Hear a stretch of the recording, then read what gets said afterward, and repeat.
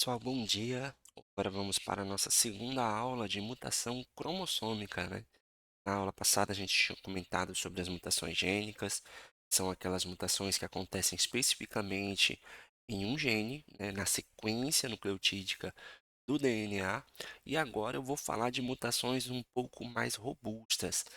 São aquelas mutações que vão acontecer em locais, em pedaços do cromossomo, né, ali aquele pedaço do cromossomo vai abrigar diversos genes, e aí a partir disso a gente vai ver uma série de síndromes, né, que por definição síndrome, gente, é um conjunto de sinais e sintomas. É uma doença que tem um conjunto de sinais e sintomas.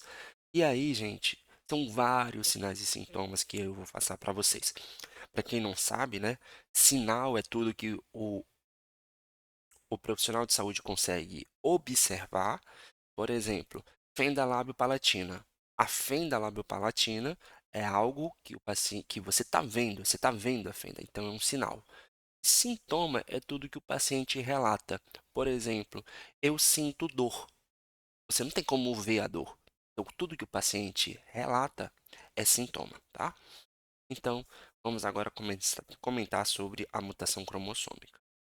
Repetindo, né, essa informação já foi passada, né, a diferença de mutações gênicas para mutações cromossômicas, eu já comentei para vocês. E aí agora a gente vai falar sobre essas mutações cromossômicas. Qual é a importância, né, dessas mutações cromossômicas? Então, basicamente, ela vai ser significativa, porque ela é uma fonte de percepção sobre o mundo, como os genes atuam em conjunto em uma escala genômica. Por quê?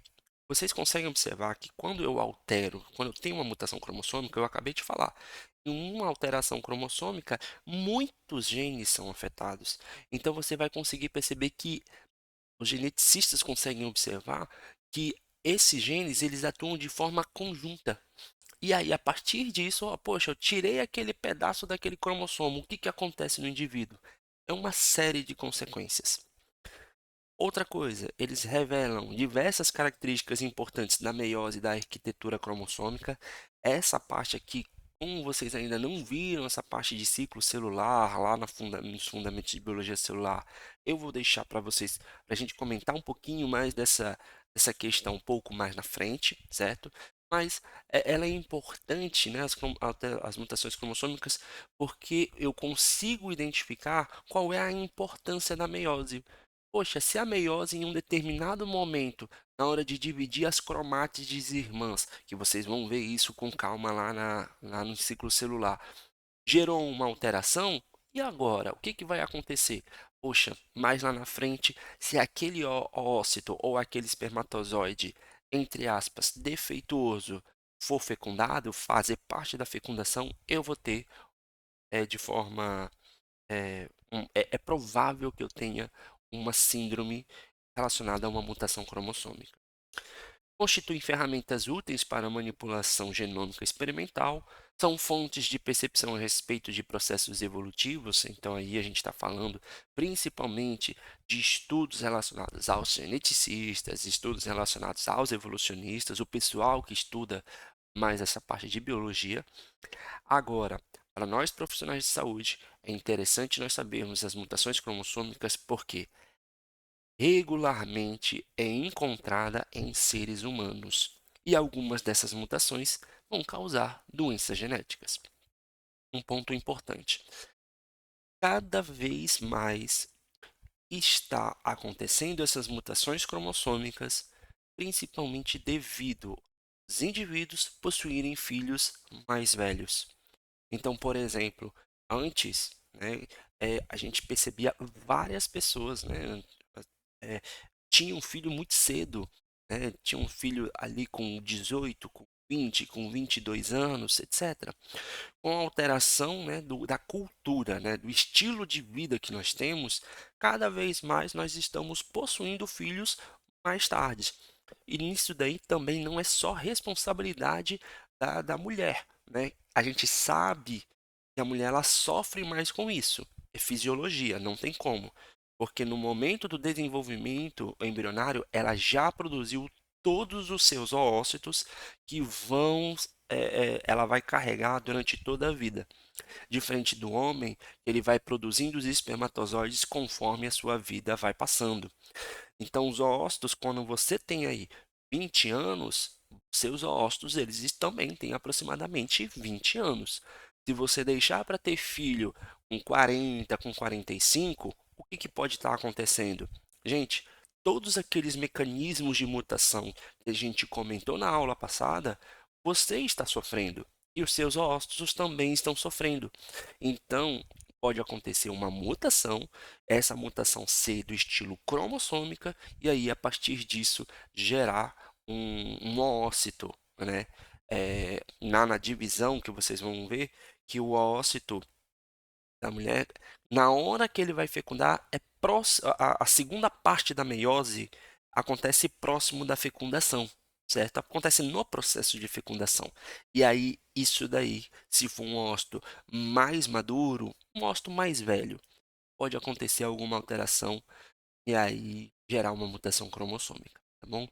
Mas entendam, não é somente as mulheres. Isso também acontece, né, já é evidente também em homens, tá bom? Então, a gente já falou sobre isso. Presta atenção que pode cair de novo essa pergunta, porque eu estou falando agora de mutação cromossômica. Se eu pegar um paciente em que esse paciente possivelmente eu suspeito de uma alteração cromossômica, qual o exame que eu devo solicitar para ele? Você deve solicitar o cariótipo. Foi uma pergunta de prova que eu fiz na semana no NPC 1, mas por quê? Porque eu falei sobre o cariótipo para vocês, porque eu tinha comentado um pouquinho de cromossomo na primeira aula, então, poxa, por que não, né, uma aplicabilidade clínica? Porque é uma pergunta muito direta. E essa pergunta pode retornar, porque eu estou falando agora das mutações cromossômicas. Se tem na minha frente um paciente que possivelmente tem síndrome de Down, qual exame eu vou solicitar? O cariótipo. E aí lembrar, quando eu pegar o cariótipo, logicamente, gente, quem vai fazer a leitura do cariótipo é o profissional especializado, é o biomédico, é o geneticista, é um médico voltado que trabalha com isso. Vai chegar nas nossas mãos o resultado dos cromossomos. Como é que vai chegar lá? Né? Como é que vai ser apresentado? Vai ser apresentado um indivíduo, ele vai possuir 46 cromossomos. Aí, de uma forma geral, vai estar escrito dessa forma, tá? Vai estar escrito 44, certo? Esse 44 vai estar escrito em 2N. A professora Darling vai explicar isso para vocês com calma. Isso significa que tem 44 cromossomos, em que desses 44 cromossomos são 44 cromossomos somáticos, são 44 cromossomos que eles vão dar características gerais do meu corpo, certo? E que 22 vieram do meu pai e 22 vieram da minha mãe, né? É o que nós chamamos de diploide. Repito, isso daí a professora Darling vai comentar com mais calma para vocês depois, tá? E desses 44 cromossomos somáticos, poxa, e os outros dois? Os outros dois são sexuais. Então vai possuir um maisinho aqui, e aí vai vir os cromossomos sexuais. Aí, se for uma mulher, vai vir XX. Pronto. Aqui eu sei que é uma pessoa que está com cariótipo normal. Ele tem 44 cromossomos somáticos diploides, mais os dois cromossomos sexuais. Aqui, no caso, indivíduo do sexo feminino. Se for um masculino, XY, certo? Todo homem ele vai possuir um XY, certo? E aí, nesse caso que nós estamos mostrando esse cariótipo que eu estou mostrando aqui para vocês, é um XY. Então, isso daqui é um cariótipo de um indivíduo sexo masculino.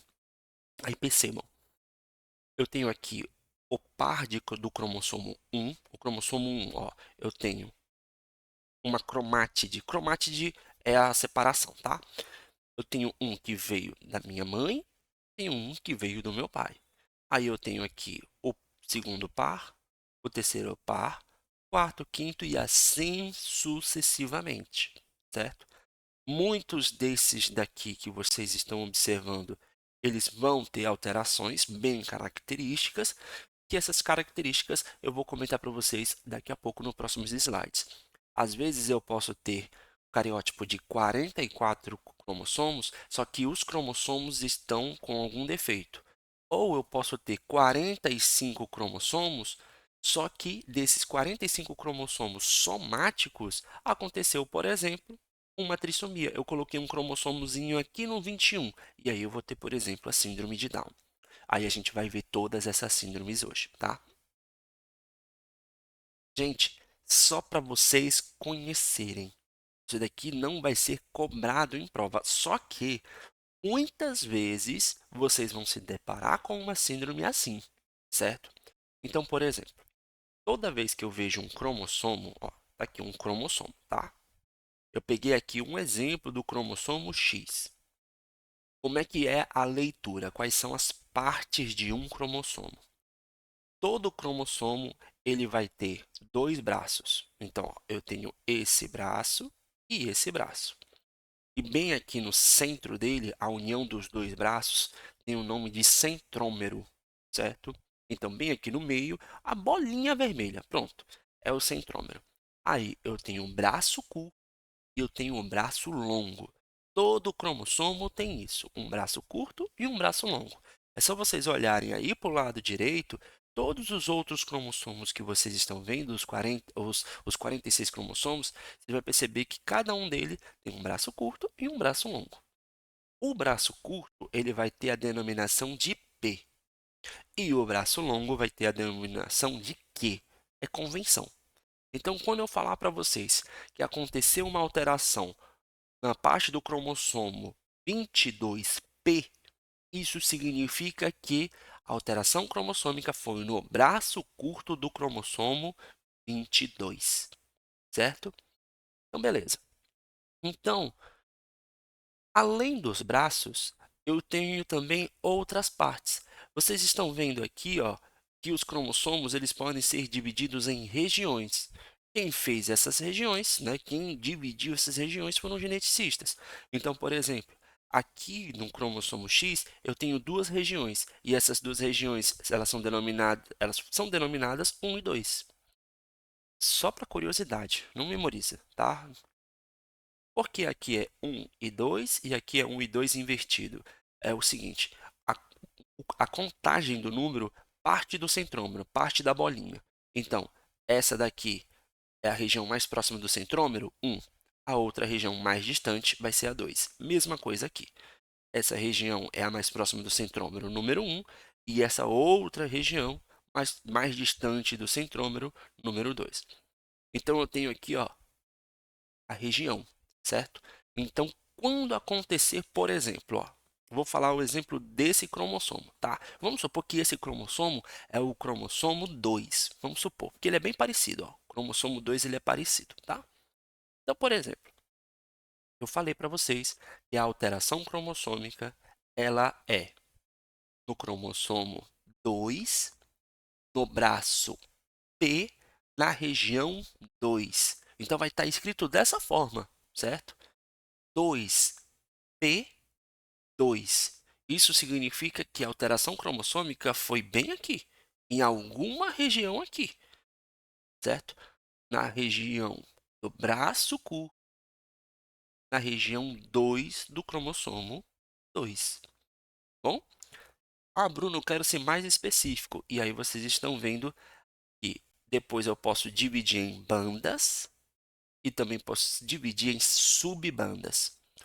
Bruno, não precisa memorizar isso? Não, eu só quero que vocês tenham uma noção, uma compreensão, porque vez ou outra você vai ver uma alteração cromossômica e essas alterações cromossômicas, elas sempre vão vir com essa denominação, com essas, essas características.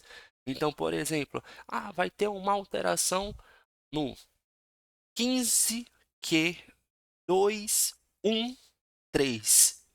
Meu Deus do céu, o que que tu falou isso, gente? O que eu falei foi, é que eu tive uma alteração no braço longo, porque eu falei que do cromossomo, eu acho que eu falei cromossomo 15, mas enfim, vou voltar. uma alteração cromossômica 15q213. Qual a região que aconteceu essa mutação? Foi no cromossomo 15, no braço longo, na região 2, na banda 2, na subbanda 3. Meu Deus, Bruno, acontece. Eu preciso decorar isso? Não, você não precisa. Até isso daí não tem nem como. Quem estuda basicamente isso vai ser a parte da galera que é mais geneticista. Eu só estou colocando para vocês as definições, os conceitos gerais para que vocês possam entender e quando vocês lerem, né, um cariótipo ou quando vocês estiverem estudando lá na propedêutica, vocês terem uma noção, opa, esse daqui tem alguma coisa lá que é a localização do cromossomo que está alterado, beleza? E aí, vamos lá, gente. Então, voltamos para o basicão. Então, as alterações cromossômicas, elas têm de dois tipos. Presta atenção, tá? Quando eu falei alterações gênicas, eu falei que tem vários critérios que você pode classificar. Que você pode classificar quanto à ocorrência, se é induzida ou se é espontânea. Eu também mostrei para vocês quanto à alteração gênica. Ah, aconteceu uma substituição, uma deleção, aconteceu uma inserção, é um outro critério. E também falei para vocês sobre a consequência, em que nessa consequência pode ser missense, nonsense, silenciosa, enfim. Nas alterações cromossômicas só tem dois tipos, certo? E esses dois tipos, eles vão levar em consideração o seguinte: se aconteceu uma alteração de número de cromossomos ou se aconteceu uma alteração estrutural do cromossomo ou dos cromossomos, certo? Então, por exemplo, quando eu tenho uma alteração numérica, alteração numérica, elas podem ser as euploidias aberrantes. Deixar claro. Eu falei lá para vocês que eu tinha até anotado, deixa eu voltar aqui porque foi onde eu anotei. Esse cariótipo aqui, ó, 44 cromossomos, sendo somático, né, diploides, mais o cromossomos sexuais, isso daqui nós chamamos que é um normal. E como é que eu chamo o normal de forma correta? Euploidia. Quando eu falo que tem 44 cromossomos mais 2 sexuais, isso é uma euploidia, que é o normal. Normal é uma euploidia. Ali, né, nas numéricas aberrantes, o que é as aberrantes? É porque é uma euploidia estranha. Então, o que aconteceu aqui? As euploidias, elas acontecem quando eu tenho um conjunto dos cromossomos aumentados. Então, por exemplo, eu tenho 23 cromossomos. Eu tenho 46 cromossomos, pares de 23, certo? Então, eu tenho um par de 23 mais outro par de 23. Ok. Se eu pegar, né, e somar mais 23, vai dar 69. É só vocês fazerem a conta. 23 mais 23 mais 23. Isso daí eu ainda chamo de euploidia. Por quê? Porque eu tenho como se fosse um múltiplo de 23. Só que ela já é uma euploidia aberrante. Porque o correto é eu ter dois N's, eu ter dois pares de 23 cromossomos. Esse Nzinho significa os 23 cromossomos, certo? Então, o correto é eu ter dois pares de 23 cromossomos. Quando eu tenho 3 N's, eu não tenho só os 46, eu tenho 69. Quando eu tenho 4N, eu tenho 92. E aí vocês estão vendo os nomes. Triploidia é quando eu tenho 69 cromossomos e tetraploidia, 92 cromossomos. Isso daqui vai acontecer quando eu tenho uma alteração na minha divisão, na formação do meu gameta, lá na meiose. E aí, normalmente, essas euploidias aberrantes, elas não vão gerar nenhum indivíduo vivo. Muito provavelmente, elas vão gerar em aborto. Deixar uma coisa clara aqui, né? Um aborto não, o nome correto é abortamento. Deixar uma coisa clara para vocês. A maioria dos abortamentos que uma mulher possui é devido euploidias, alterações cromossômicas. E essas euploidias podem ser, essas alterações cromossômicas podem ser, por exemplo, uma euploidia aberrante. Então, existe a possibilidade de um indivíduo triploide sobreviver, nascer? Não, ele não nasce. Aí, gente, pelo amor de Deus, é, esquece um pouco dessa questão de religião, de crença, etc. Porque vamos considerar aqui o nascimento como se fosse literalmente saiu um indivíduo da mulher e ele teve pelo menos algumas horas de vida, né, extraútero. No caso aqui do abortamento, e aí sai, vamos dizer assim, a criança, né, o feto. Esse feto é o que é chamado de aborto. É estranho, né? Vocês vão se acostumar com isso. Mas aborto é o produto do abortamento. Só que aí na população, de uma forma geral, ficou, o aborto. Não, mano, quando a gente vê realmente na clínica mesmo, né, na terminologia médica, aborto é o produto e abortamento é o processo, certo? Então, gente, quando acontece um abortamento em uma mulher, entendam, ai meu Deus, por que não deu certo? O que que aconteceu e tudo mais? Calma. Às vezes pode ter sido uma alteração cromossômica e aí, a partir disso não deu certo. Repito, a maioria dos abortamentos, né, espontâneos que acontecem nas mulheres, não vamos colocar os induzidos, lógico, mas a maioria dos abortamentos são devidos às alterações cromossômicas, tá bom? É por isso que quando você consegue observar tem uma mulher mais velha que está tentando engravidar ou que engravidou. E aí ela teve um abortamento. Poxa, eu tive 2 filhos antes, né? Porque agora, no meu terceiro filho que eu estou tendo um abortamento? Calma. O que aconteceu é, os seus ócitos estão mais velhos e isso pode ter gerado, sim, uma alteração numérica, né? Uma alteração cromossômica, uma mutação cromossômica. E isso também dependendo também do indivíduo, do parceiro. Se o seu parceiro, por exemplo, era uma mulher de 45 anos que gestou. E aí, o seu parceiro tem lá 55, 60, etc. Enfim, pode acontecer sim uma alteração cromossômica, porque eu tenho já aí 2 fatores de risco.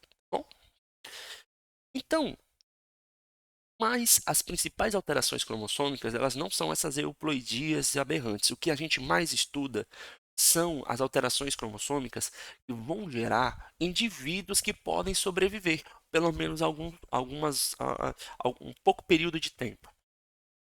Quando acontece isso, né, essas alterações cromossômicas são alterações numéricas no qual ocorre um aumento de um cromossomo.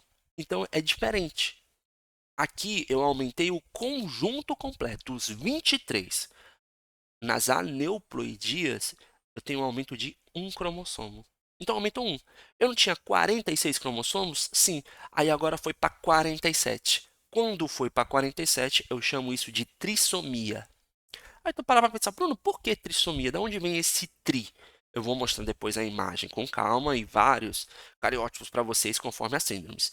Mas de uma forma geral, é porque em um par eu vou ter 3 cromossomos. Repetindo, em um par de cromossomos, voltando aqui, ó, em um par de cromossomos aqui, eu vou ter um terceiro. Imagina que o laser é o terceiro cromossomo.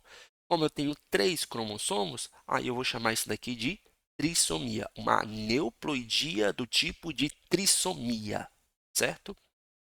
E quando eu tenho uma monossomia, o que isso significa? Quer dizer que daquele par eu retirei um. Então, por exemplo, aqui, vamos supor esse 21. Eu perdi esse cromossomo, um dos pares do cromossomo 21. Como eu perdi um dos cromossomos e eu tenho 46 no total, e eu perdi um, então quer dizer que esse par aqui não é mais um par. Ela é uma monossomia, porque em um par eu só vou ter um único cromossomo. Tá bom, gente? Beleza. As alterações numéricas são uma vão gerar diferentes síndromes, até as síndromes mais conhecidas, certo? Que vocês podem ter um dia estudado para vestibular ou ter visto pessoas com essas alterações numéricas, tá? Pronto. Agora eu também tenho alterações cromossômicas estruturais. Existem vários tipos e eu vou chamar a atenção de vocês para algumas principais, certo? E aí existem Quais tipos de alterações cromossômicas estruturais? Eu tenho a deleção, de novo, recebe o nome, deleção. Poxa, Bruno, mas tem uma deleção lá na mutação gênica. Tem. Eu retirei um pedaço do gene, um pedaço, uma base nitrogenada, uma coisa muito específica, uma pontinha lá daquele gene. Aqui não. A deleção estrutural cromossômica, eu tirei um pedaço, eu arranquei um pedaço do cromossomo. E às vezes eu tenho deleções que eu estou retirando ali 30 genes. Poxa, cara, 30 genes? 30 genes pode gerar um monte de proteína, sim. Então é por isso que eu vou ter a síndrome. Eu posso ter duplicação, inversão, isocromossomo, cromossomo em anel e translocação. As que eu vou chamar a atenção de vocês, certo? Deleção e translocação. São as duas principais que eu vou chamar a atenção de vocês, certo? Essas outras aqui eu quero que vocês saibam que são tipos de alterações cromossômicas e estruturais. Vocês saibam, mas eu preciso que vocês realmente compreendam melhor a deleção e a translocação, porque essas duas elas estão associadas a síndromes, certo? Síndromes mais conhecidas na espécie humana, tá? Então, vamos lá.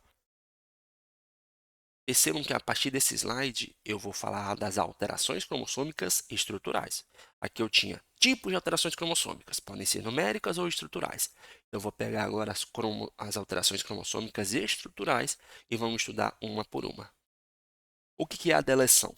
Então, percebam, ó, eu tenho aqui um cromossomo, e nesse cromossomo, que é o selvagem, ou seja, um normal, essa região aqui do cromossomo D, a região D do cromossomo, perdeu.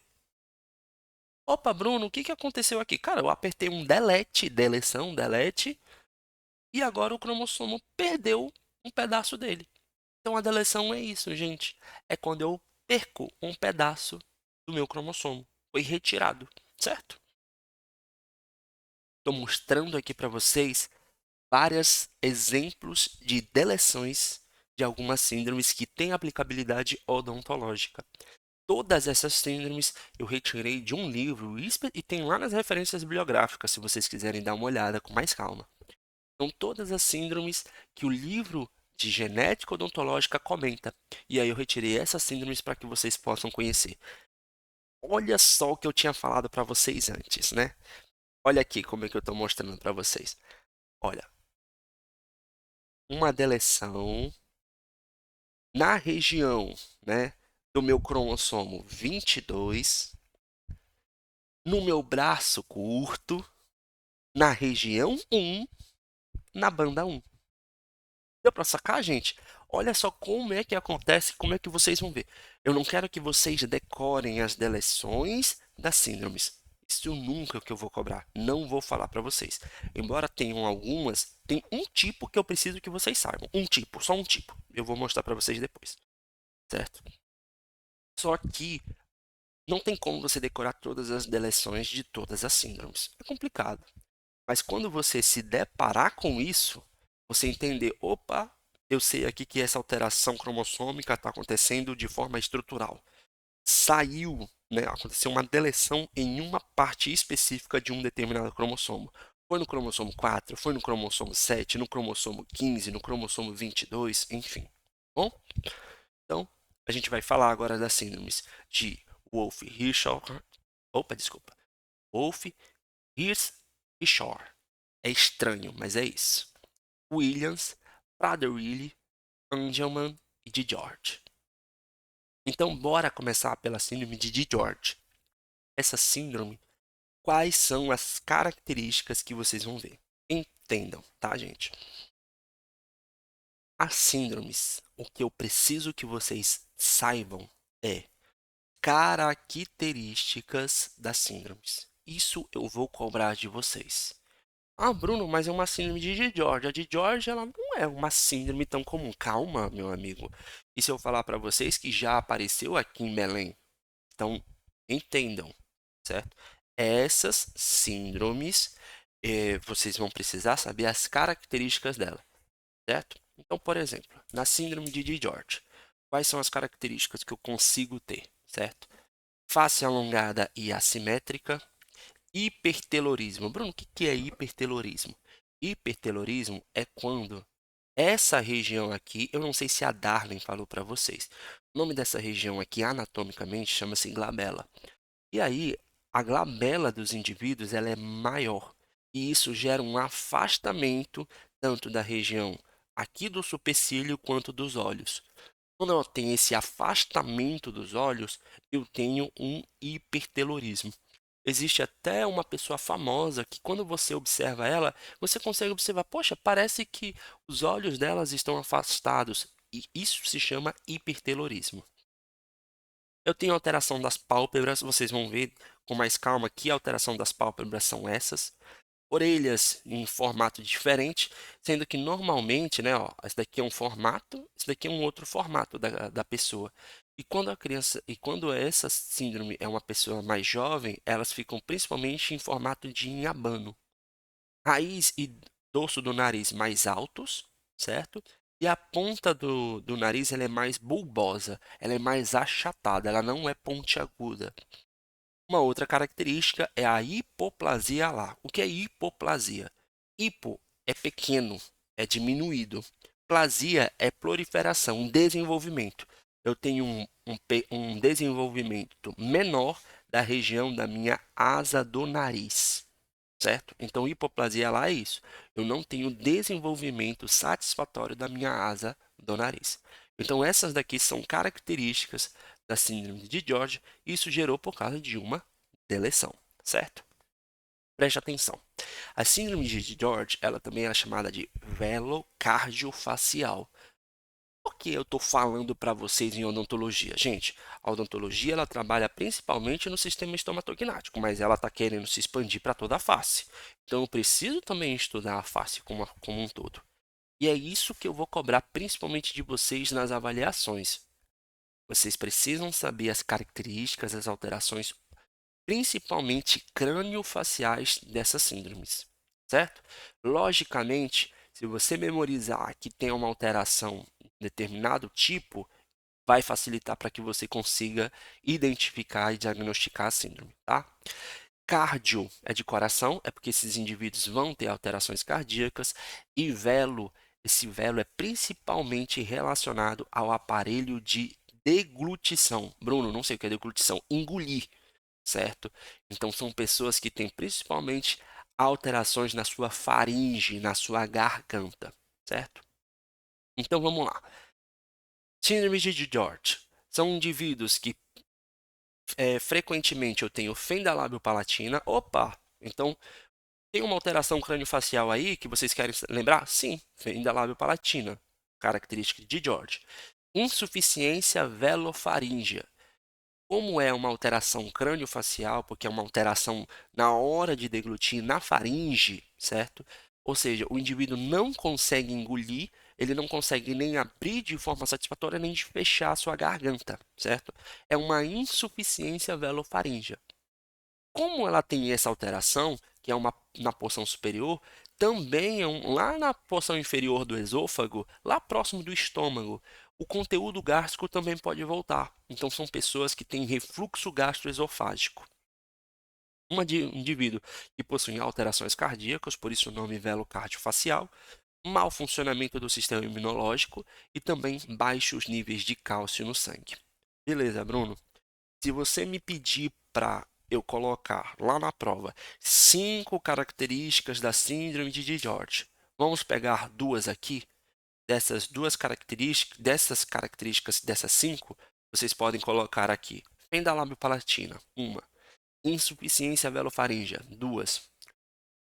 Refluxo gastroesofágico, ele não é uma característica odontológica que você está estudando, mas gera alterações odontológicas. Todos os indivíduos com refluxo gastroesofágico podem desenvolver alterações dentárias. Por exemplo, maior número de cárie, erosão dentária. Então, você saber que o indivíduo tem refluxo gastroesofágico é uma característica com repercussão odontológica. Então, eu coloquei 3 aqui para vocês, tá? Dessas 3, vocês podem colocar na prova. E vamos voltar aqui. Gente, aqui tem um monte. Imagina, o indivíduo com face alongada e assimétrica não é uma repercussão crâniofacial voltada para a odontologia? Você vai fazer um tratamento odontológico nesse indivíduo, você tem que observar isso. Hipertelorismo, da mesma forma, você pode associar sobre isso, tá bom? E como já de uma forma geral, né, eu falei para vocês, são crâniofaciais, qualquer alteração que vocês quiserem colocar aqui relacionadas a nariz, vocês também podem colocar. Tudo bem? Então, hipoplasia lá, o raiz e o dorso do nariz são mais altos. Se o indivíduo é mais jovem, o nariz dele é mais tubular, beleza, sem problemas nenhum. Então, o que eu preciso que vocês lembrem, eu preciso que vocês saibam mesmo, são as alterações, né, anatômicas dessas síndromes. E aí, tentem memorizar pelo menos 5 alterações de cada síndrome, tá bom? Então, tá aqui a de George. Vamos para o próximo, que é a síndrome de Prader-Willi ou de Angelman. Gente, aqui é o seguinte. Também é uma deleção específica, certo? Que vocês viram, uma deleção lá no cromossomo 15. Só que aqui, quando o indivíduo é do sexo masculino, gera um Prader-Willi. E quando é do sexo feminino, gera um Angelman. Então, são síndromes que a deleção acontece no mesmo local, só que as alterações vão ser dependentes dos cromossomos sexuais também. Essas síndromes, as duas, se você olhar aqui a síndrome de Prader-Willi, essa síndrome de Prader-Willi, eu já vi um indivíduo em Belém com síndrome de Prader-Willi. E aí, gente, é bem característico. Você olha a criança, ela tem esse aspecto. Um indivíduo branco, ele é mais fofinho, ele tem essa face longa. Então, eu vou colocar aqui para vocês essas características, tá bom? Então, vamos lá. A síndrome de Angelman também é chamada de síndrome do boneco feliz. Por quê? O boneco é porque normalmente os indivíduos eles têm, se vocês perceberem, o braço deles são mais curtos, certo? E aí eles também têm risos incontroláveis e excessivos. É porque acontece realmente uma alteração cognitiva que faz eles sempre ficarem sorrindo e também terem essas características de risos excessivos, certo? Por isso é chamada de síndrome do boneco feliz. Vamos lá. Ela, esses indivíduos eles têm macroglossia. Olha o nome. Macro, grande, glosso, tudo que é glosso, bota na cabeça de vocês, é língua. Então são indivíduos que têm a língua grande, certo? A linguinha deles são grandes. Pouca coordenação muscular, é uma aparência desajeitada. Então, essa coordenação muscular, ela também está associada com músculos da mastigação. Então, são indivíduos que também podem ter alterações na hora de mastigar. Macrognatia. Bruno, e aí, o que que é isso? Macrognatia, macro, de novo, grande, gnatia é mandíbula. Se você olhar, olha aqui a mandíbula desse garoto, certo? A mandíbula desse garoto aqui é uma mandíbula mais proeminente.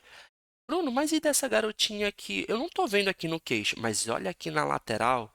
Eu acho que vocês já estudaram os acidentes anatômicos como acontece até uma hipertrofia do masseter dessa criança. O masseter dela parece que é mais robusto, mas essa robustez é devido à macrognatia dela. É porque a mandíbula dela é maior. Já falei sobre os risos, como são indivíduos que têm alterações cognitivas, né? Então tem convulsões peculiares, né? Os quais movimentam os braços e também às vezes podem desenvolver deficiência mental grave. A criança que eu conheci que possivelmente tinha síndrome de Prader-Willi, ele não tinha a característica de ter uma deficiência mental grave, não. Mas era uma criança que ela estava em investigação relacionada principalmente a TDAH. Então, elas podem desenvolver outros transtornos, certo? Então, pode não ter uma deficiência intelectual, mas pode desenvolver, por exemplo, um outro transtorno mental. A síndrome de Prader-Willi, daqui, logicamente, se eu for cobrar de vocês, eu não vou conseguir pedir 5 características, mas daqui você consegue detectar 3 bem claras, certo? Macroglossia, macrognatia e principalmente a relação da coordenação muscular dos músculos da mastigação. beleza? Próximo. Esse daqui é a síndrome que geram pessoas fofas. Essa síndrome de Williams foi a primeira síndrome diferente de síndrome de Down que eu consegui ver uma criança lá na clínica odontológica da UFPA. Como eu acho que eu já tinha falado para vocês em uma aula anterior, a síndrome de Williams tem um grupo aqui em Belém de mães com crianças com síndrome de Williams. E a síndrome de Williams também é uma deleção, certo? Percebam que eu só estou falando de síndromes relacionadas a deleções, tá? E a característica dela é que gera crianças com face de gnomo ou de fadinha. Por exemplo, quando você olha aqui ó, a face dessa criança, você consegue lembrar, você tem aquele aspecto, aquela lembrança, né, dos desenhos animados de fada ou de gnomo, certo? Então, a síndrome de Williams tem essa característica. Esse garoto aqui que vocês estão vendo, o garoto que eu conheci lá na UFPA, ele tinha essas características, certo? Ele tem essa lembrança, porque todo indivíduo que tem uma síndrome, ele gera uma lembrança, né, dos indivíduos serem semelhantes, né? Então vamos ver. Gente, a síndrome de Williams é uma das que gera maior, assim, características do sistema estomatognático, né? Então vamos lá. Eles têm alteração no nariz, né? O nariz normalmente é um narizinho pequeno, empinado. Os lábios deles são cheios. Ó, gente, olha o lábio dessa garota, certo? Então os lábios dela já são cheios. Devido às características deles, são indivíduos que possuem sorriso frequente. Então, mais uma característica para vocês colocarem. E também são indivíduos que possuem dentes pequenos, certo? Então, olha, nariz pequeno, lábios cheios, dentes pequenos, sorriso frequente. Já quatro características odontológicas que vocês já estão pegando. São indivíduos que têm problema na coordenação e no equilíbrio, porque eles têm alteração realmente de tônus muscular. Esse DNPM, gente, é atraso no desenvolvimento neuropsicomotor, tá? Neurocognitivo, psico, questão psicológica mesmo da criança e motora, realmente a ativação dela. Então são pessoas que você percebe que ela está com 7 anos, mas o que ele faz, o que ele consegue fazer é de uma criança de 4. É por isso que nós chamamos de atraso de desenvolvimento neuropsicomotor. Todas as vezes que vocês tiverem filhos, toda vez que vocês olharem uma criança, seu sobrinho e etc., vocês têm que verificar se aquela criança ela não tem atraso no desenvolvimento neuropsicomotor. E aqui, gente, não precisa ser médico, não precisa ser nada. Isso daqui, gente, você abre a caderneta da criança e tem tudo lá, certo? Toda criança tem uma cadernetinha e lá tem marcos do desenvolvimento. A criança já anda, a criança ela já fala, a criança consegue pegar um objeto e colocar na outra mão, a criança já consegue pedir as coisas. Tudo isso são marcos do desenvolvimento de uma pessoa. E há pessoas com síndrome de Williams, eles têm atraso desse desenvolvimento. Alterações no timbre de voz, alterações renais e cardíacas, problemas de atenção e foco, certo? Então, gente, de características odontológicas que eu já estou colocando aqui para vocês, são várias, né? Então, o nariz pequeno, empinado, uma, dentes, lábios cheios, duas, dentes pequenos, três, sorriso frequente, quatro. Aí os outros vocês podem escolher do jeito como vocês quiserem, certo? Vocês podem colocar, por exemplo, alteração no timbre da voz. Por quê? Porque essa alteração no timbre da voz está relacionado com alterações aqui, de novo, nesse aparelho da deglutição, que também não deixa de ser o aparelho fonador. Tudo bem? Eu vou passar mais para vocês nessa imagem, certo? Ponte do nariz mais funda. Os dentes são pequenos, você pode até adicionar mais outra. Olha, os dentes são espaçados. A boca deles é maior, então por isso que dá o sorriso frequente, o sorriso largo. Os lábios são cheios, eu já falei para vocês, certo? Só que esses lábios, eles podem gerar assim como se fossem alterações. Normalmente, quando tem essas alterações, o lábio inferior ele é mais cheio e o lábio superior é mais fino. Mas eu posso ter os dois? Posso, sem problema nenhum. O queixinho dessas crianças são pequenos, certo? Eles têm micrognatia. O queixinho dele é pequeno, certo? Pálpebras aparentes, e bolsas ao redor dos olhos. Enfim, gente, qualquer característica facial que vocês pegarem daqui, tá tudo certo. Só não coloca a íris com padrão estrelado, gente, porque, por favor, tá? Esse daqui já é o oftalmo. Mas qualquer alteração aqui músculo-esquelética da face, vocês podem inserir na síndrome de Williams. Aqui já é uma síndrome um pouco mais rara, certo? Ela não acontece tanto aqui no continente sul-americano, né, que é a síndrome de Wolff-Ricard. Aqui acontecem muitas coisas, tá, gente? Então, ponte nasal ampla e plana, a testa aqui dos indivíduos são mais altas, microcefalia em 90% dos casos.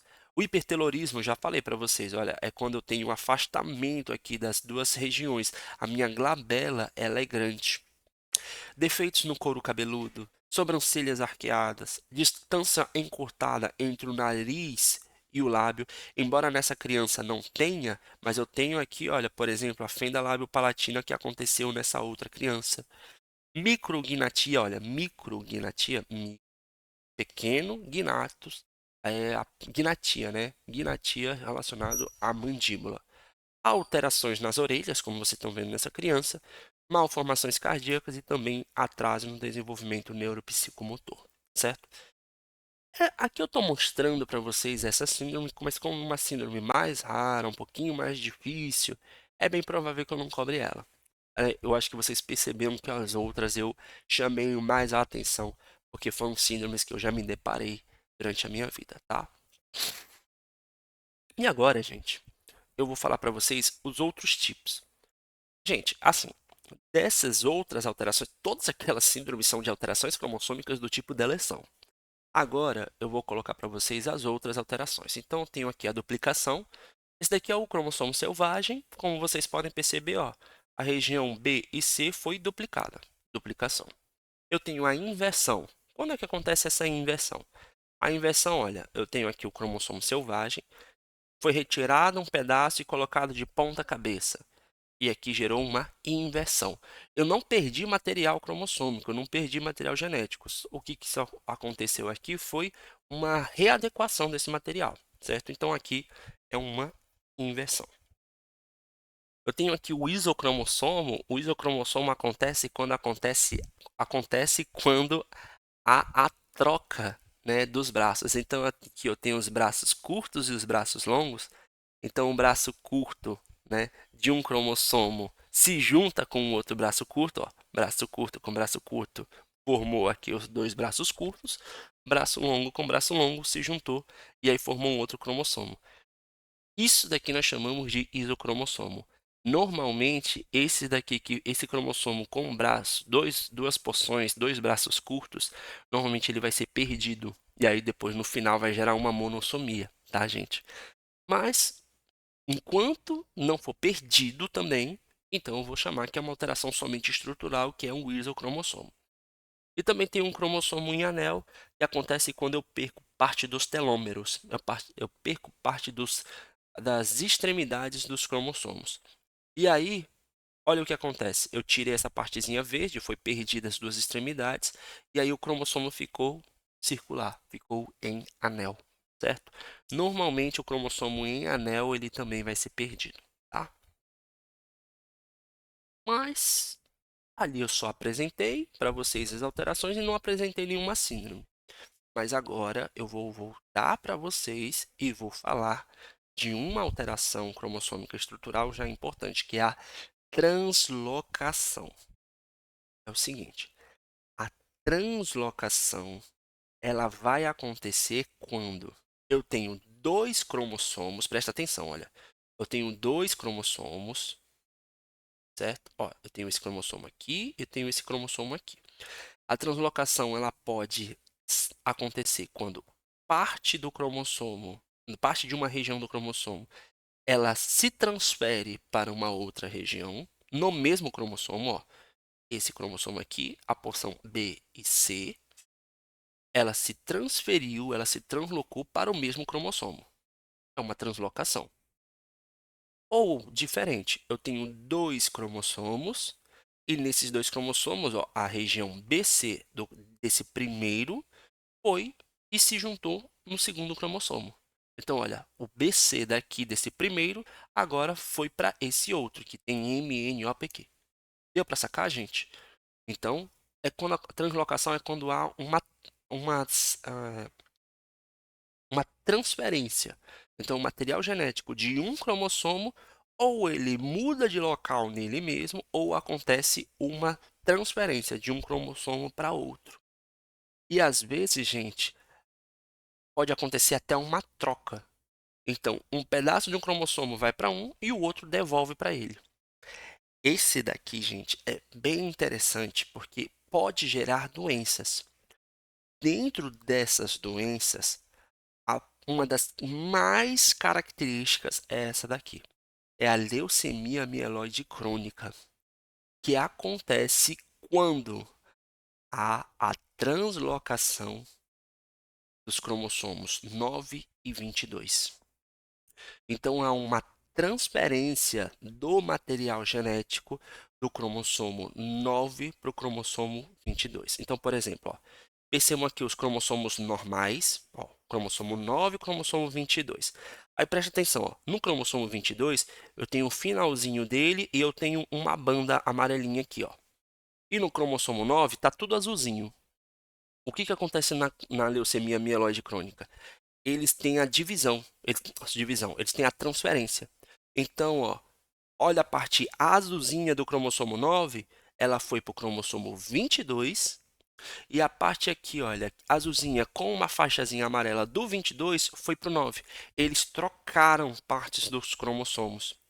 E isso daí é bem interessante, porque quando acontece aqui no cromossomo 22, eles vão gerar uma proteína chamada BC, o nome, né, que a gente chama principalmente na clínica é BCR-ABL.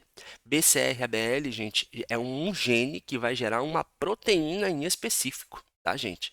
E aí essa proteína BCR-ABL, o pessoal quantifica.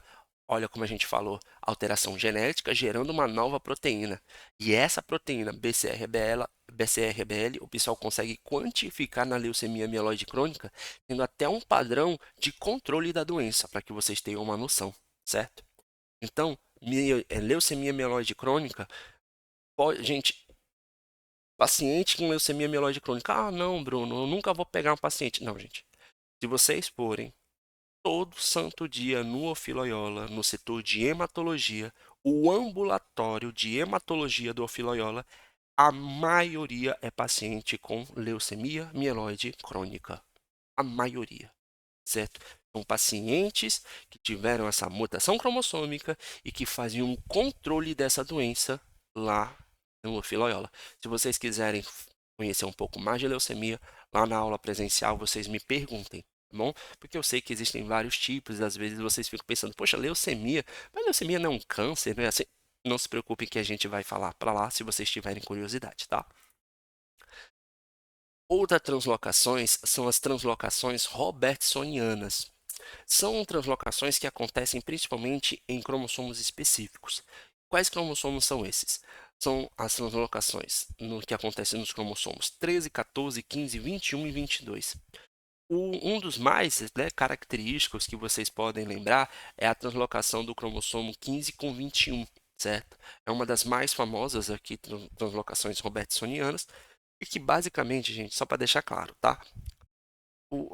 Quando acontece isso, acontece uma troca, certo? Acontece uma interação, certo? Essa translocação 15 com o 21 pode gerar algumas síndromes. Entre dessas síndromes pode ser, por exemplo, a síndrome de Down.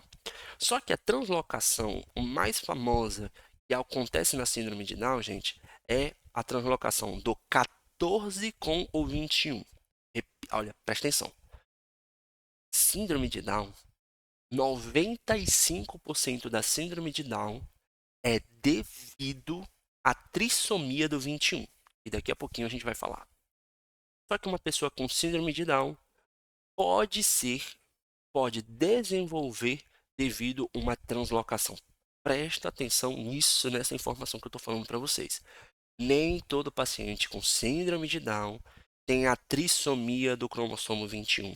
ele pode ser desenvolvida devido a uma translocação robertsoniana entre o cromossomo 14 e o cromossomo 21. A principal translocação da síndrome de Down é essa translocação, certo? 14 com 21. E aí ela vai ser responsável aproximadamente aí por uns 3, 4% dos pacientes com síndrome de Down, essa translocação. Mas a grande maioria, 95%, é devido à trissomia do 21, tá bom? Gente, terminamos as alterações cromossômicas dos tipos estruturais. E eu falei para vocês focarem em deleção e translocação. São as duas principais. E eu falei doenças ou síndromes associadas à deleção, associadas à translocação.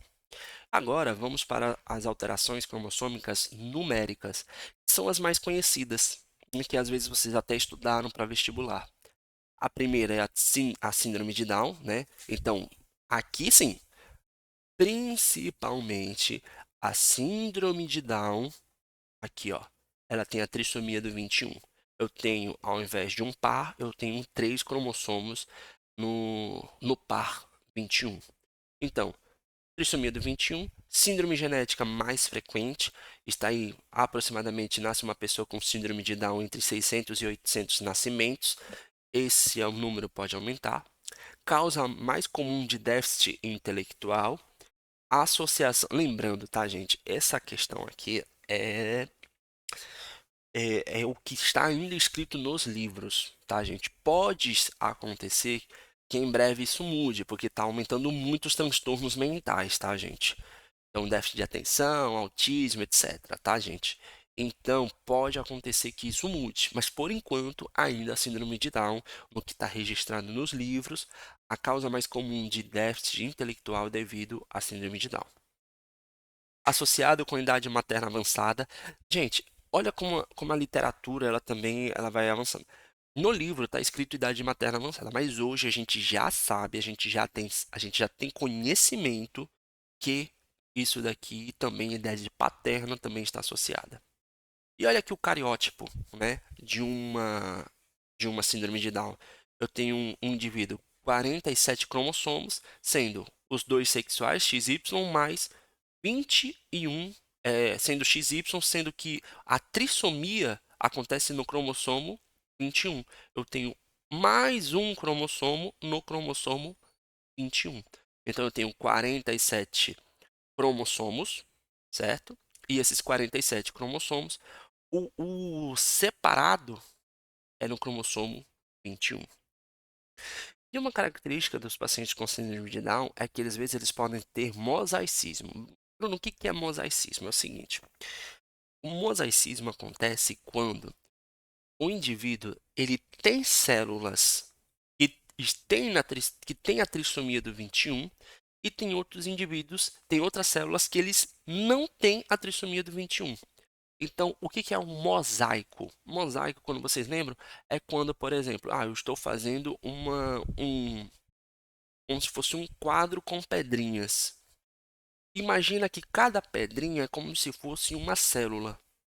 Eu vou ter células normais, 46XX ou 46XY, mas eu vou ter algumas células que são 47, que têm a trissomia do 21. Deu para sacar? Então, indivíduos com síndrome de Down, eles podem ter mosaicismo, tá? Então, quais são as características que vocês precisam saber? De síndrome de Down, gente, é o que mais vai aparecer. Então, hipotonia, baixa tonia, tônus muscular. São indivíduos que têm uma diminuição do tônus muscular, da força muscular. Atraso do desenvolvimento neuropsicomotor, baixa estatura, orelhas baixas. Eu vou mostrar para vocês o que são essas orelhas baixas. A implantação da orelha ela é mais baixa no crânio. Ponta nasal baixa, occipúcio, a parte do occipital, e faces achatados. Língua protrusa, a língua é para fora, ou macroglossia, grande glossia, língua. Fendas palpebrais oblíquas, as fendas palpebrais é essas daqui, tá, gente? Essas porções. Hipoplasia maxilar, pequeno, plasia, desenvolvimento. Então, um desenvolvimento maxilar pequeno. O ogival. O nosso palato, normalmente, ele já vai ser mais retangular. Ogival é porque ele é um pouco mais redondo, como se fosse um palato mais fundo. Isso é devido à língua, tá, gente? Alterações dentárias, as principais é a hipodontia, o dente pequeno. Hipodontia é dente pequeno, tá? Muitas doenças periodontais, cardiopatia congênita, alterações visuais auditivas e alterações sistêmicas, gente. Enfim, muitos. Aqui é uma característica da mãozinha dos pacientes com síndrome de Down. Eu quero que você olhe a mão de vocês agora e vocês vão ver que tem muitas pregas, certo? Aqui, nos pacientes com síndrome de Down, a mãozinha dele só vai ter uma única prega transversal, certo? E aí, como vocês observam aqui também nos pezinhos dele, você consegue observar uma maior distância entre o primeiro dedo e o segundo dedo do pé. Então tá aqui, gente, várias características de síndrome de Down, gente. Gente, são tantas que alterações odontológicas. Então, olha, anomalias dentárias. Além do dente ser pequeno, eu posso ter dentes supranumerários. A boca fica entreaberta devido principalmente à língua. Aqui a orelha displásica ou dobrada. Ponte nasal baixa. O perfil facial plano. Tipo assim, quando você traça uma um plano específico, você percebe que é basicamente plano, não tem tanta diferença entre aqui a testa, o nariz e o queixo. Indivíduos normais têm essa alteração, tem mais curva, né? Pescoço curto, preste atenção nesse pescoço curto, tá?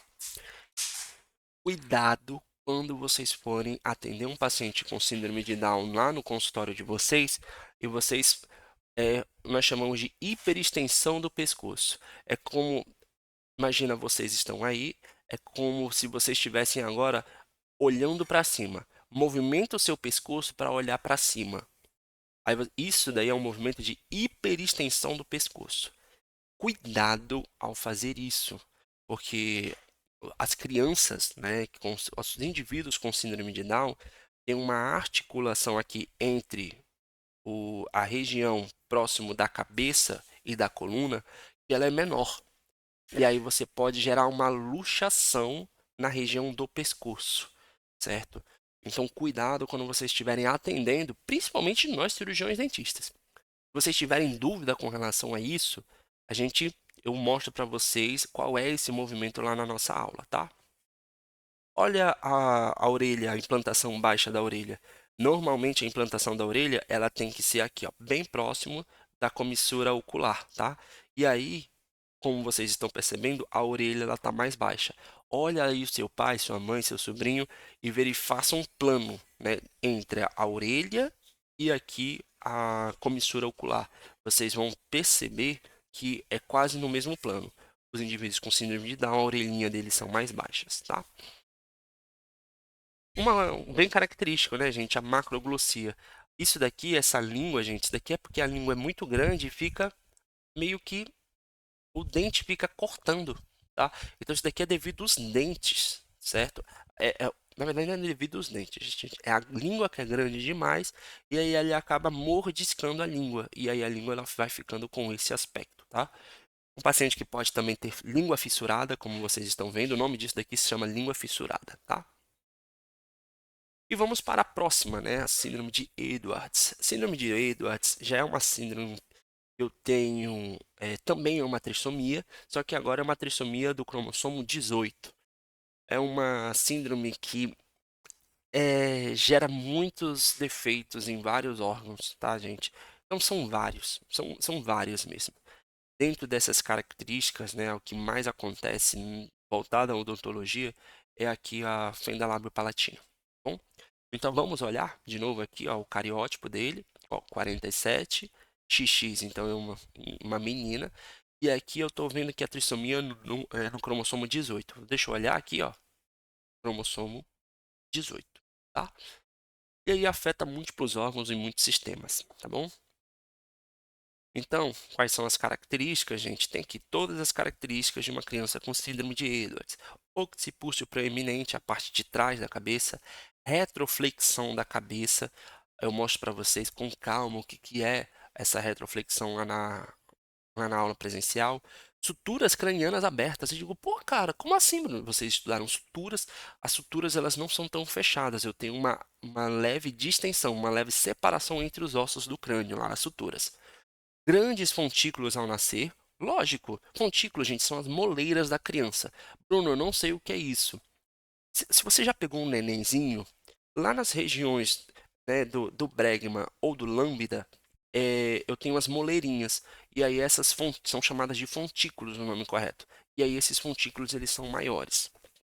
Hipertelorismo, micrognatia ou retrognatia, palato ogival, boca pequena, fissura lábio-palatina, enfim. A síndrome de Edwards, ela pode ter todas essas características de repercussão odontológica. E aí, gente, todas essas criancinhas aí, essa flexão aqui é bem característica da síndrome de Edwards, tá, gente? Mas aí não vamos focar nisso, tá? São crianças que podem ter também hidrocefalia, como vocês estão vendo. Isso daqui é devido às moleirinhas. As moleirinhas, elas são muito abertas. Aí acontece uma obstrução, né, no fluxo, no líquido que tem dentro do cérebro. E aí a criança, facilmente ela desenvolve aqui uma hidrocefalia, tá? Agora a síndrome de Patau. Síndrome de Patau, se eu não me engano, eu tenho quase certeza que foi o filho do artista Zé Vaqueiro que nasceu com síndrome de Patau. Também é uma trissomia do cromossomo 13, certo? Então, olha, 47, XX mas acontece a trissomia no 13, certo? E aí, de novo, quase a mesma coisa do Edwards, tá, gente? Aqui são crianças, gente, que, assim, o prognóstico delas é um prognóstico mais reservado, certo? Então, restrição de crescimento, alteração grave no desenvolvimento do encéfalo, né, do cérebro, múltiplos órgãos afetados, enfim, tá? E aí, as características, né, odontológicas, né? Então, você já está vendo aqui, ó, uma fissura, microcefalia, anoftalmia ou microftalmia, porque o olho ele ou não tem olho, o A é de não, ou o olhinho é muito pequeno. Hipertelorismo, eu já falei para vocês, olha, a distância entre os dois olhos é maior. Nariz achatado, palato ogival, a fissura, micrognatia, a língua fendida, ela é cortada no meio, né? Ela não se junta, tá bom? Então, você pode ter uma língua fissurada, como eu mostrei para vocês, ou então ela pode ser cortada ao meio, ser fendida mesmo.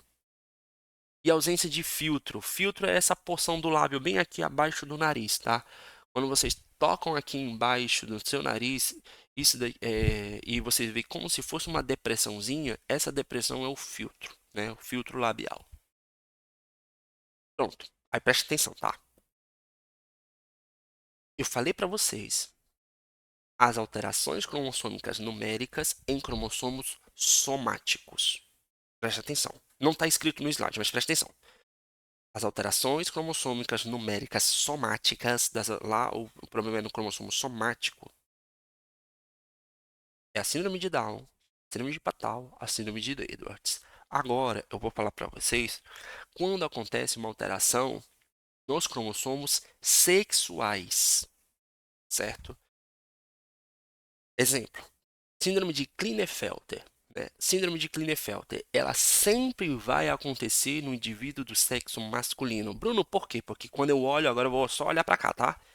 Porque quando eu olho o cromossomo, o sexo, quando eu olho o cromossomo sexual, tem um Y. Se tem um Y, é um homem, certo? Só que presta atenção, gente. Aqui tem um cromossomo X a mais. Porque presta atenção, qual era o correto? Era ter só um cromossomo X e um Y. Pronto, formou o par. Um X e um Y. Deixa eu voltar aqui, que aí vocês vão ver, ó. Aqui, ó, cromossomos X. Daqui é um indivíduo do sexo feminino. Um X, um outro X. Como é o normal do sexo masculino? Ali, outro X, deixa eu ver. Um do sexo masculino. Aqui, ó. Um X e um Y. Isso daqui é o normal do sexo masculino. Agora, quando eu observo a síndrome de Klinefelter, eu tenho 2X. Então, esse conjuntinho aqui ficou uma trissomia. Uma trissomia nos meus cromossomos sexuais, sendo que eu tenho 2X e um Y. Se eu tenho Y, é um indivíduo do sexo masculino. Esse indivíduo, vocês vão perceber que são indivíduos que eles vão ter algumas características que do desenvolvimento masculino que não vão ser tão claras. Por exemplo, o primeiro já vai ser um indivíduo infértil. Não tem como. Todas as síndromes sexuais vão gerar indivíduos inférteis, certo? Então, síndrome de infertilidade, hipogonadismo. O que é o hipo? Hipo, baixo. Gonadismo está relacionado principalmente às gônadas, aos órgãos sexuais, no caso aqui o testículo. Então, tudo relacionado às características sexuais masculinas vai ser diminuída. Então, ele vai ter um micropênis, ele vai ter testículo pequeno, ou então um testículo ausente, ou um testículo que pode estar localizado ainda na cavidade abdominal. Se vocês tiverem curiosidade sobre isso, eu posso explicar para vocês de novo lá na aula sobre isso. Um indivíduo que tem uma estrutura desproporcional. Eu vou mostrar isso nas imagens, tá? Então, aqui, ó. Síndrome de Klinefelter. São pacientes com aspecto eunucoide. Bruno, o que é isso, indivíduo eunucoide? Quem assistiu Game of Thrones sabe que tem uns personagens que eles são eunucos. O que são esses personagens? São personagens que eles foram castrados. Ele, durante um determinado momento da vida dele, foi retirado o testículo. O testículo é o órgão sexual que produz testosterona. Então, a partir disso, é um indivíduo do sexo masculino, mas que ele não consegue desenvolver tanto as características sexuais masculinas. Olha esse indivíduo aqui, ó. Vocês estão percebendo que o quadril dele ele é maior em relação ao restante do corpo, e isso gera uma aparência, né, de corporal mais feminina do que masculina? Isso é uma característica, por exemplo, eunucoide, tá bom? Então, características dele, né? Um prognatismo mandibular. Prognatismo mandibular, gente, olha, tá aqui nesse indivíduo. A mandíbula, ela é mais voltada para frente, certo? A mandíbula, eles têm tanto a macrognatia, que é a mandíbula maior, quanto a mandíbula ela é para frente, tá? Fissura palatina, taurodontia. Bruno, não sei o que é isso, eu vou já mostrar para vocês. Déficit de linguagem e aprendizagem. Taurodontia é isso. Isso daqui é um dente normal para vocês. Olha a câmera pulpar como é que ela é, certo? Quando acontece em um dente molar, vocês estão percebendo aqui que parece que as raízes elas estão fusionando. E quando acontece meio que essa fusão das raízes, a câmera pulpar ela aumenta. O nome disso daqui se chama taurodontia, certo? Taurodontia é uma alteração até frequente em algumas síndromes, como eu estou colocando aqui para vocês, e ela vai estar relacionada aqui ao fusionamento das duas raízes dos molares e aumento da câmara pulpar. Síndrome de Turner. Essa daqui, gente, é mais clássico para mim, porque eu consegui ver no ambulatório de endocrinopediatria pacientes com síndrome de Turner ou com suspeita de síndrome de Turner. Síndrome de Turner só acontece no sexo feminino. Por quê? Porque lá no meu cromossomo X, né, no meu par, né, nos meus cromossomos sexuais, eu só vou ter um X. Se era um sexo feminino, era para ter 2 cromossomos X. No entanto, eu só vou ter um cromossomo X. Então, nesse caso, a síndrome de Turner é uma monossomia. A criança ela vai possuir 45 cromossomos e que a alteração é no cromossomo sexual, que eu só vou ter um cromossomo X. Assim, gente, a maioria dos pacientes com síndrome de Turner gera em um abortamento, 90%. Os 10% que nascem, né, eles vão desenvolver o quê? Restrição do crescimento. Isso é muito característico. Às vezes, a mãe, né, de um paciente com síndrome de Turner, o primeiro atendimento que ela procura é porque a criança não cresce. Então é por isso que a gente faz muito diagnóstico de síndrome de Turner em ambulatório de endocrinopediatria. Porque a criança não está crescendo, a mãe acha estranho. Tipo assim, a criança ela tem todas as características, às vezes, de uma síndrome de Turner, ou tem poucas características de síndrome de Turner, porque a gente sabe que tem um mosaicismo assim, aí nesses casos. No entanto, a primeira busca de atendimento é a restrição de crescimento que essas mães procuram. Aí, quando vocês vão atrás, toda criança com síndrome de Turner começa a precisar fazer rastreamento para alterações cardíacas e renais, um ecocardiograma, fazer exame laboratorial de rim, de vias urinárias, um ultrassom, enfim. O tórax dessa criança ela é mais larga. Esse pescoço alado, gente, ele é muito característico. É bem característico mesmo, certo? Assim como o pescoço alado, a baixa implantação dos cabelos. O que que é essa baixa implantação dos cabelos? Eu vou mostrar para vocês nas imagens mesmo. Ela tem mais cabelo na região do pescoço, certo? O pescoço dela tem cabelo. A menorreia.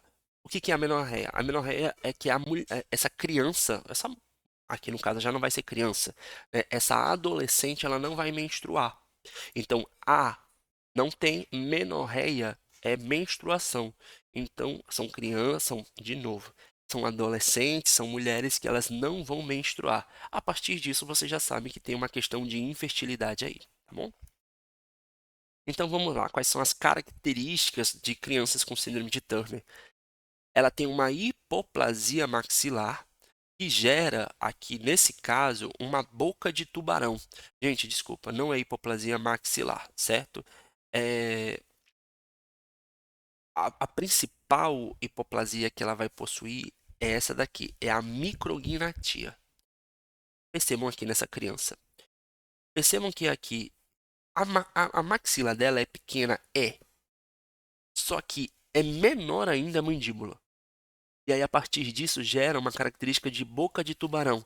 Bota um tubarão aí do lado, né, no seu celular, que aí você vai ver que a boca de tubarão, normalmente a maxila do tubarão é mais para frente e a mandíbula do tubarão é mais para trás. Então, é isso que gera um aspecto de boca de tubarão na síndrome de Turner.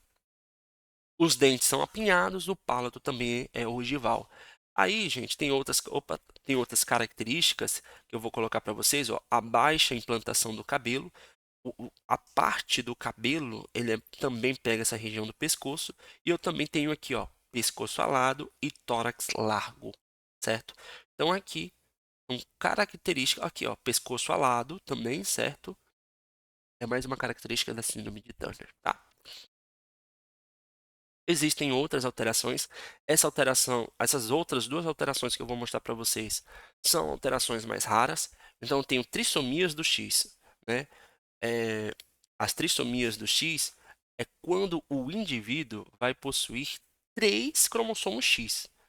Acontece isso, ela é mais rara, mas aí eu estou colocando aqui para vocês as características, né, desses indivíduos. Para vocês terem uma ideia, ela é tão, ela é tão diferente, né, essas trissomias do X, que elas não tem nem fotos quando a gente vai atrás realmente nos livros, tá bom? Mas aí estão aí as características: hipoplasia da região médio-facial, fissura palpebral mongoloide, enfim, certo? Essas fissuras palpebrais mongoloides, porque elas são semelhantes aos da síndrome de Down, tá, gente? É meio estranho esse nome, mas é isso mesmo.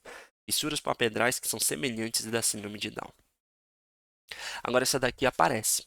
É quando o indivíduo tem dois cromossomos Y, né? Tinha um nome estranho para isso, né, dessa síndrome, que eram os indivíduos, entre aspas, chamados de supermachos. Então, são trissomias, né, em que o indivíduo masculino, ó, XY, mas ele tem um segundo Y. Como ele tem um segundo Y, tem esse nome, né, pejorativo chamado de supermacho. Então, logicamente, indivíduos do sexo masculino, eles têm prognatismo. Além de prognatismo, gente, a mandíbula dele é mais desenvolvida. Eles têm palato ogival, da mesma forma. Eles têm lesões císticas na mandíbula, isso é bem característico. Todo indivíduo que é super macho, você sempre vai precisar fazer essas radiografias para vocês buscarem lesões mandibulares.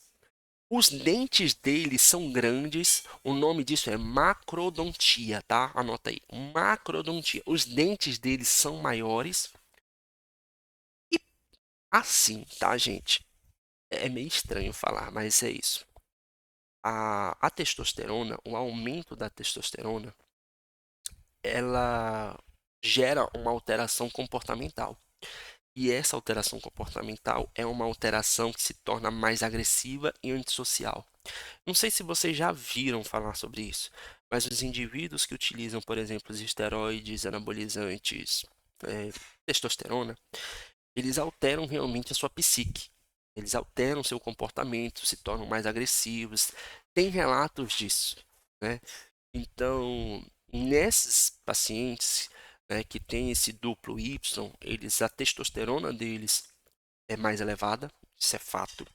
E é relatado na literatura isso, né, que o comportamento deles é mais agressivo e antissocial, tá bom?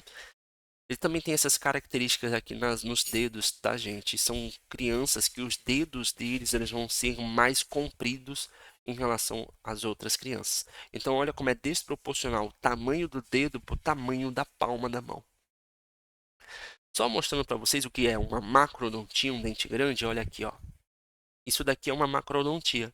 Olha, o incisivo central normal e aqui o incisivo central dele gigante, maior.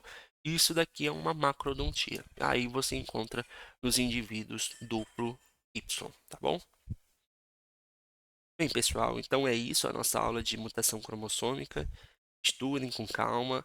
De novo, eu acho que é um assunto um pouco mais palatável do que aqueles que vocês estudaram, porque a gente está vendo paciente, a gente está vendo síndrome, né? E eu acho que a dica que eu tenho que colocar aqui para vocês é que vocês consigam identificar as alterações crânio-faciais de cada síndrome, porque são as principais características que eu vou cobrar de vocês. E aí vocês tendo mais ou menos uma ideia de características sistêmicas das síndromes, porque elas vão poder ajudar vocês a lá no momento das atividades, lá no momento das avaliações, vocês saberem qual síndrome eu estou falando, tá bom?